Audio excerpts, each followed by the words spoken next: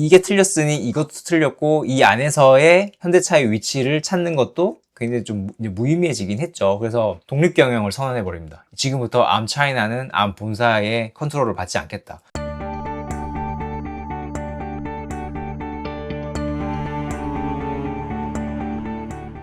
안녕하세요. 한 주간의 테크 이슈를 정리해드리는 안석현의 테크나들이 11월 첫 시간 시작하겠습니다. 오늘은 반도체 2개 하고요.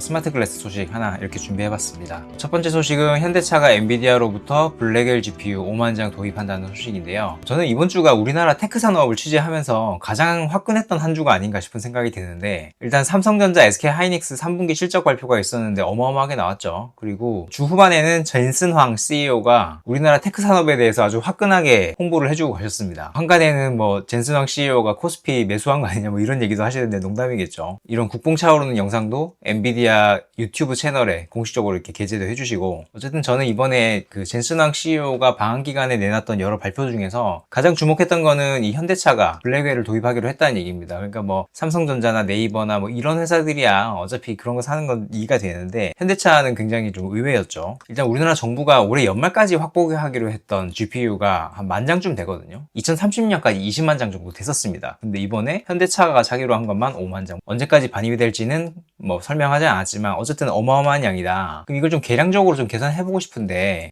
이런 메모가 돌았었습니다. 현대차가 도입하기로 한 5만 장이 테슬라 다음으로 많은 연산량을 지원한다, 이런 계산이었거든요. 여기에 가정을 보면 일단 블랙웰 GPU 한 개당 연산 능력이 1.96 테라플롭스다. 그래서 여기다가 5만 장을 곱하면 98 엑사플롭스, 1초당 9,800경번 연산할 수 있는 연산 능력이다. 이게 보면 98이니까 한 요 사이 어디 정도 되는 거잖아요. 그러면 테슬라보다는 좀 낮지만 중국에 있는 다른 경쟁사들보다는 훨씬 높은 수준이다, 이렇게 볼 수 있는 거거든요. 근데 이거는 조금 논란이 있습니다. 왜냐하면 제가 이리저리 찾아보고 해도 일단 블랙웰이 여기 제품군이 굉장히 많잖아요. 그러니까 B100이 있고 B200이 있고 그다음에 GB200이 있고 블랙웰 울트라죠. 이런 시리즈가 있는데 그 중에 어떤 건지 일단 밝히지를 않았고, 이 연산 능력 1.96 테라플롭스라는 것도 여기 나오는 제품군에 대비해서 한참 낮은 수준입니다. 사실 그래서 이 1.96 테라플롭스라는 이 숫자 자체가 제가 볼 때는 잘못 계산한 게 아닌가 싶은데, 이게 틀렸으니 이것도 틀렸고 이 안에서의 현대차의 위치를 찾는 것도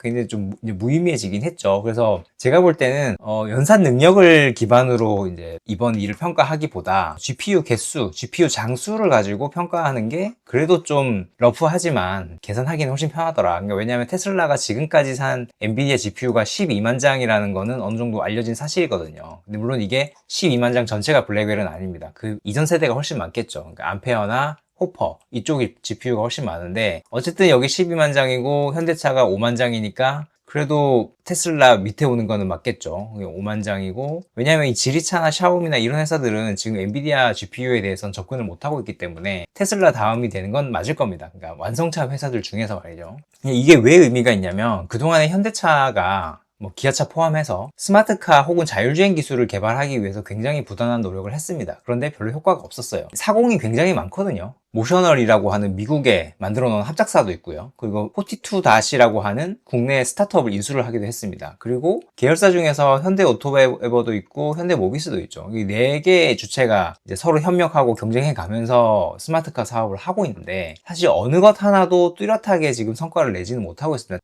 현대 모비스야 어차피 전장회사고 현대 오토웨버도 다른 업무가 있는 회사이긴 하지만 이 두 회사는 오직 스마트카 사업을 위해서 경주하고 있는 회사잖아요. 근데 사실 그동안에 수조 원의 돈을 까먹고 여기는 지금 사실상 개점 휴업 상태고, 42닷도 이리저리 들리는 얘기 들어보면 적자도 많이 누적돼 있고 사실 상태가 별로 좋지 않습니다. 이런 상황에서 이제 현대차와 엔비디아가 손을 잡은 건데, 저는 이게 단순히 구매 계약으로 끝나지는 않을 거라고 보고 협력 계약이 어느 정도 있을 것 같아요. 그러니까 스마트카 사업에서 엔비디아와 현대차가 조인트로 해야 할 일이 앞으로도 굉장히 많을 것 같습니다. 근데 이게 사실 엔비디아 입장에서도 굉장히 의미 있는 일입니다. 왜냐하면 엔비디아가 지금 AI 서버를 굉장히 글로벌리 많이 팔고 있는데, 완성차 회사들에 대한 공략은 클라우드 서비스 프로바이더, 그러니까 아마존이나 구글이나 이런 회사들에 대한 공략 대비해서 그렇게 효과적이지는 못합니다. 왜냐하면 물론 테슬라가 많이 사고 있죠. 그런데 지금 이 스마트카 사업에서 주도권을 쥐고 있는 회사들 다 중국 회사들이란 말이죠. 근데 이 중국 회사들한테는 GPU를 공급할 수가 없죠. 미국 행정부 제재가 있기 때문에. 공급할 수 있는 상한이 정해져 있어요. 성능도 그렇고 분량도 그렇고.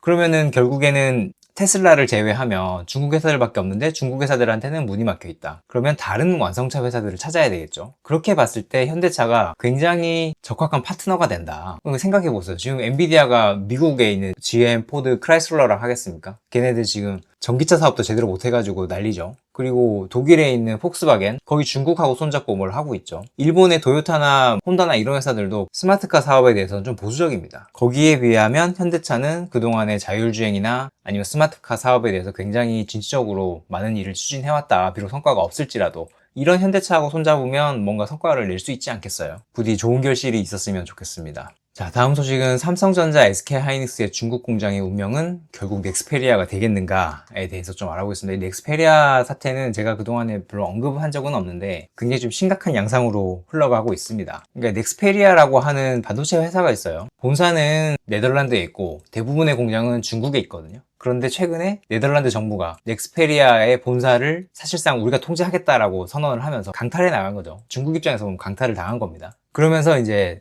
네덜란드 정부하고 중국 정부 간의 갈등으로 비화되고 있는 거거든요. 그 와중에 또 중국에 있는 공장은 본사에 항명하고 나서가지고 이거 완전 지금 아사리판입니다. 처음에 이게 어떻게 이제 일이 시작된 거냐면 원래는 넥스페리아라는 회사가 네덜란드에 있는 NXP의 어떤 사업 부문이었어요. 2017년에 분사를 하고 그 분사한 거를 이듬해 중국에 있는 윙텍이라는 회사에 팔았죠. 그래서 본사는 네덜란드에 여전히 있지만 대부분의 공장은 중국에 있고 사실상 중국 소유의 회사다. 결정적인 문제가 된 건 2024년부터입니다. 2024년에 미국 행정부가 이 윙텍 자체를 제재 대상에 올렸어요. 그러니까 윙텍이랑 이제 거래하지 마라 이렇게 된 거였거든요. 그러니까 윙텍 보통 이건 제재가 나오면 그 본사뿐만 아니고 자회사들도 다 제재를 받죠. 그래서 넥스페리아도 이제 문제가 됐는데 네덜란드를 압박을 했겠죠. 야, 너네가 지금 본사를 가지고 있는 넥스페리아가 사실상 중국 소유로 돼 있는데 이거 어떻게 좀 해봐라 이렇게 된 거예요. 왜냐면 여기 넥스페리아에 중국인 CEO가 일했었거든요. 그래서 네덜란드가 미국의 압박을 받아서 그런 건지 아니면 자체 판단인지 모르겠지만 넥스페리아 본사 경영권을 가져갔습니다. 그리고 주식도 신탁 관리를 결정을 했어요. 사실상 국유화를 해버린 거죠. 그러니까는 이제 넥스페리아 중국 공장에서는 그래? 그러면 우리는 앞으로 본사 말 듣지 않겠다. 정부가 우리를 관리해다오 해가지고 지금 사실상 이제 분절 상태입니다. 넥스페리아는 자기네들이 공장에서 만들어서 중국 안에서만 부품을 돌리고 있거든요. 그러니까 지금 유탄을 맞은 건 미국에 있는 GM, 포드, 크라이슬러, 스텔란티스죠. 이 3사는 넥스페리아로부터 받아오는 자동차용 반도체가 있었는데 이게 지금 끊겼단 말이죠. 그래서 지금 계속 비화가 되고 있는 중입니다. 근데 이런 비슷한 풍경은 전에도 본 적이 있습니다. 소프트뱅크가 중국에다가 암 차이나를 만들 때, 그러니까 중국 법인이죠. 중국 법인을 만들 때 왜 그랬는지는 잘 모르겠지만 암 본사의 100% 자회사가 아니라 49%만 본인들이 가지고 51%는 쪼개서 중국에 있는 회사들한테 매각을 했어요. 그러니까 어떻게 보면 이게 51%의 지분이 나눠져 있을 때는 상관없지만 이거 하나를 규합을 하면 암 본사보다 더 많은 거죠. 그래서 그동안에 되게 2018년에 생기고 나서 한동안은 평화롭긴 했었는데 이제 사태가 2020년에 벌어졌죠. 갑자기 암 차이나 이사회가 앨런 우 CEO, 그러니까 이 이사회는 이제 본사에서 컨트롤 받는 조직이었겠죠. 이사회가 암 차이나의 CEO를 해임을 하니까 갑자기 이 CEO가 독립 경영을 선언해 버립니다. 지금부터 암 차이나는 암 본사의 컨트롤을 받지 않겠다. 그러면서 이게 또 암과 암 차이나가 갈라설 위기까지 빠지게 된 거였거든요. 결국엔 이게 사태가 봉합이 되긴 했습니다. 어떻게 봉합이 되고 암 차이나가 그래 앞으로 그러면은 암 본사의 말을 듣겠다라고 얘기는 했지만 여전히 지분의 51%는 중국에 있는 렌싱그룹이라고 하는 중국 회사에 들어가 있습니다. 이 렌싱그룹에 대해서는 잘 알려진 바가 없어요. 중국이 항상 그렇지만 기업을 컨트롤할 수가 있죠. 그래서 암 차이나가 마음만 먹으면 또 언제라도 분리 독립을 선언할 수 있는 상태이기는 합니다. 굉장히 불리한 상황이죠. 처음에 만들 때부터 지분을 이렇게 나누는 게 아니었는데. 그럼 이제 저희의 관심은 이거죠.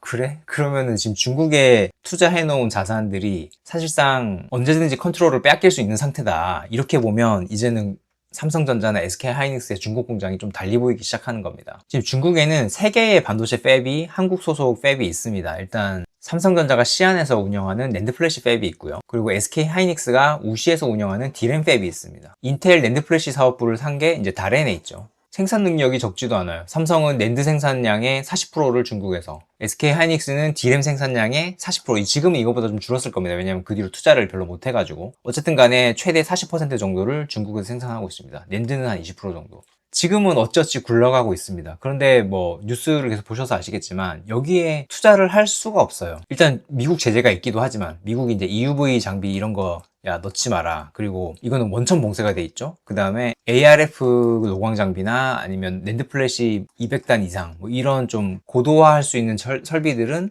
수출할 때마다 허가를 받아라. 뭐 아니면 포괄적 허가를 해주기도 했지만, 근데 이게 제재가 문제가 아니라 이 앞에서처럼 넥스페리아의 중국 지사가 중국 정부의 어떤 컨트롤에 빠지게 되는 것처럼 그런 사태가 없으란 법도 없잖아요. 삼성의 시안 공장이나 아니면은 SK 하이닉스의 우시 공장이 어느 날 중국 정부에서 야 이거 앞으로 우리가 컨트롤하겠다 이렇게 해버리면 마치 개성공단이 어느 날 북한이 와가지고 다 가져간 것처럼 결국은 위치가 중요한 거잖아요. 그렇게 컨트롤을 잃게 되면 어떻게 되는 건가? 그런 사안을 생각해 보면 여기다가 계속 투자를 하는 것도 좀 리스키하죠. 어차피 매몰 비용이 될 수도 있는데 여기 어떻게 계속 돈을 넣겠어요? 미국에서 투자를 하라고 해도 사실 하기가 좀 껄끄러운 상태입니다. 그래서 저는 최근에 이 넥스페리아 사태를 보고 있으면 우리나라 반도체 회사들의 중국 공장이 되게 걱정이 되더라고요. 최근에 이제 에이펙 관련해서 이제 국제 정세를 보셔서 아시겠지만 우리나라가 그동안에 미국하고 중국 요 사이에서 좀 아슬아슬한 줄타기를 해왔었단 말이죠. 그러니까 전략적인 모호성을 좀 내비쳐 왔는데 요즘에는 보면 아예 이제 미국 쪽으로 확실하게 노선을 갈아타는 것 같죠. 조금씩. 그래서 계속 이렇게 가게 되면 결국에는 중국에 있는 반도체 회사들의 팹이 점점점 우리 컨트롤에서 멀어지는 거 아닌가 싶은 생각이 듭니다. 마지막은 메타 레이벤 디스플레이 분해해보니 이게 800불짜리거든요 800달러에 나왔는데 이거를 국내 유튜브 채널 최초로 사서 분해를 해보면 좋겠지만 그렇게 예산이 되지는 않고요. 아이픽스에서 테어다운 해놓은 게 있습니다. 한번 사이트 들어가서 보시면 아시겠지만 이렇게 분해를 해가지고 각 부품에 대해서 간략하게 설명을 해놨어요. 저도 이거를 굉장히 재밌게 봤는데 일단 배터리가 어느 정도 큰 게 들어간지 저는 좀 궁금했거든요. 근데 요거 딱 하나 들어갔습니다. 960mWh 짜리래요. 이거를 이제 암페어 단위로 계산을 하면 스마트워치에 들어있는 배터리하고 좀 용량이 비슷하다고 하더라고요. 근데 이걸로 이제 6시간 쓴다. 스마트워치는 우리가 그래도 최소한 열 몇 시간, 하루 일과 시간 정도는 쓸 수 있게 돼 있는데 이건 6시간인 거 보면 아무래도 스마트워치보다는 스마트 글래스에서 하는 일이 훨씬 많다 보니 안에서 연산도 해야 되고 디스플레이도 띄워야 되고 그 다음에 스마트폰과의 통신도 많이 하잖아요. 근데 이런 할 일이 많다 보니 아무래도 사용시간이 짧은 거 아닌가. 그래서 이 배터리를 사실 획기적으로 늘리지는 못할 거 아니에요. 그래서 그렇다면 앞으로는 이 배터리를 제외한 나머지 부품들의 저전력 설계가 훨씬 더 중요해지겠다 싶은 생각은 들었습니다. 근데 가장 저는 이번에 테어다운에서 인상 깊게 봤던 건 반사형 웨이브 가이드였습니다. 웨이브 가이드가 뭐냐면 이 렌즈 3장을 이제 겹쳐놓은 것 중에 중간에 있는 게 웨이브 가이드거든요. 디스플레이 자체는 제가 엘코스라고 그때 한번 설명드렸었죠. 이 엘코스에서 나온 화상을 여기 앞에다가 흩뿌려주는 프로젝션 해주는 광학 부품이 이 웨이브 가이드인데 이렇게 보면 이해가 안 되면 이렇게 해주는 겁니다. 그러니까 여기 앞에서 이제 엘코스가 됐든 올레도스가 됐던 아니면 레도스가 됐던 간에 화상이 나올 텐데 그거를 마치 내가 눈앞에서 보고 있는 것 마냥 이렇게 프로젝션 해주는 걸 웨이브 가이드라고 하고요. 확대해서 보면 이렇게 생겼습니다. 여기 보면은 여기 빗살무늬 토기처럼 빗살무늬가 이렇게 있고 여기는 바둑판 형태로 이렇게 격자무늬가 이렇게 있습니다. 그래서 여기서 빛이 들어오는 걸 이렇게 이어받은 다음에 반사해서 여기다가 펼쳐주는 그런 형태인 것 같거든요. 그래서 레이저를 쏴보면 이렇게 됩니다. 이 그린 레이저를 쏴봤는데 이렇게 들어가면 이렇게 여기 빗살 무늬를 타고 들어가서 여기 앞에서 화상을 보여준다. 이 앞에 이제 눈이 안구가 위치하게 되는 거거든요. 여기 보면 이제 원리도 간단하게 나와 있죠. 여기 라이트 빔이 들어가면 이렇게 먼저 반사가 돼서 들어가서 앞으로 나온다. 근데 그동안에 우리가 웨이브 가이드는 회절식은 제가 설명을 많이 드렸습니다. 빛이 여기서 나와서 앞으로 사람 눈에 올 때까지 전반사 현상을 이용하는데 이 전반사라고 하는 게 일어나려면 소재의 굴절률에 디펜던시가 있고 그러니까 굴절률이 클수록 이 전반사가 잘 일어나고 그러려면 굴절률이 높은 소재를 웨이브 가이드로 써야 된다고 했잖아요. 근데 이번에 메타가 쓴 웨이브 가이드는 회절식이 아니라 반사식입니다. 반사식이나 회절식이나 생긴 구조는 비슷한데 여기 안에서 반사가 일어나는 그 메커니즘이 좀 다르더라고요. 그러니까 회절식은 아까 앞에서 설명드린 것처럼 어떤 소재의 굴절률에 따라서 반사를 일으키는 거라면 여기는 진짜로 마이크로 거울을 쓰는 겁니다. 거울을 특정 장소에 배치를 해가지고 빛이 사람 눈앞에까지 올 때까지 가이드를 해주는 거죠. 이거는 기존의 회절식, 그러니까는 메타가 보여줬었던 회절식에 비해서 소재에 대한 의존도가 굉장히 적습니다. 그러니까는 기존의 회절식은 FOV, 그러니까 사람 눈에 큰 화면을 보여주기 위해서는 이렇게 굴절률이 큰 소재를 쓸수록 좋았어요. 그래서 실리콘 카바이드도 쓰고 니오비움산 리튬도 쓰고 해야 한 FOV를 50도, 60도 60도, 70도까지 높여줄 수 있는 거잖아요. 그런데 이 반사식은 굳이 그럴 필요가 없습니다. 어차피 반사를 해주는 메커니즘이 굴절률이랑 상관없이 거울이 반사시켜주는 거기 때문에 만들기는 좀 까다롭긴 하겠죠. 만들기는 좀 까다롭겠지만 굳이 값비싼 고굴절 소재를 쓰지 않아도 된다. 그냥 여기 글래스 써가지고 해도 된다는 얘기죠. 대신 회절식이 소재에 대한 의존도가 있긴 하지만 얇게 만드는 건 더 쉽다고 하거든요. 그러니까 우리가 안경을 쓰고 있으면 렌즈가 얇을수록 되게 가볍잖아요, 안경이. 그래서 아무래도 하이엔드 제품은 좀 가볍게 하기 위해서 회절식을 쓰더라도 제가 볼 때는 뭐 보급형이나 로우엔드, 미드엔드 쪽은 반사식을 쓰는 게 좀 더 일반적이어지지 않겠냐 싶은 생각이 듭니다. 참고로 이 반사식 웨이브 가이드는 유리 자체는 독일에는 쇼트가 만들었다고 하고요. 이 디자인은 이스라엘 루머스라는 회사가 만들었다고 합니다. 2020년에 코로나 터지고 나서 갑자기 수출이 다 막혔죠.